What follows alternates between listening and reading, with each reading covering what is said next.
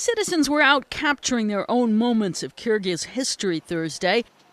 Buildings and symbols of security forces were still burning in the capital Bishkek the day after clashes left scores dead and the president fled.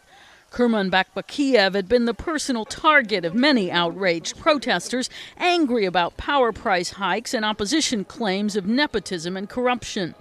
The streets in the morning were relatively busy but calm, with security forces that were visible making no moves to interfere. An opposition coalition announced that parliament was dissolved. Rosa Otunbayeva said she'd head an interim government to rule until elections are held in 6 months' time. She said Bakiyev had fled the capital to seek support in a central region, but appealed to him to quit. He should resign.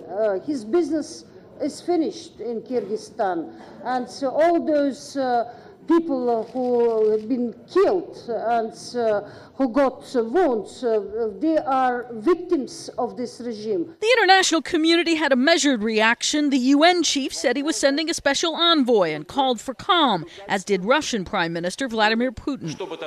Whatever happens, it is the internal affair of Kyrgyzstan.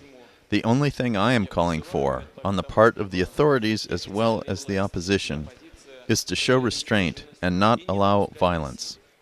The U.S. has a special interest in Kyrgyzstan because the Central Asian nation hosts an American air base. Manas is a key transit point for supplies to military operations in nearby Afghanistan. U.S. officials said Kyrgyzstan halted flights at the base for hours on Wednesday. On Thursday, some civilians were seen entering after riding out to it by bus. Back in Bishkek, there was a lot of broken glass to clean up at the headquarters of a state radio and television operation and elsewhere. But one person who was wounded commented that the damage done and blood shed would be worthwhile if it brings a better government to the country.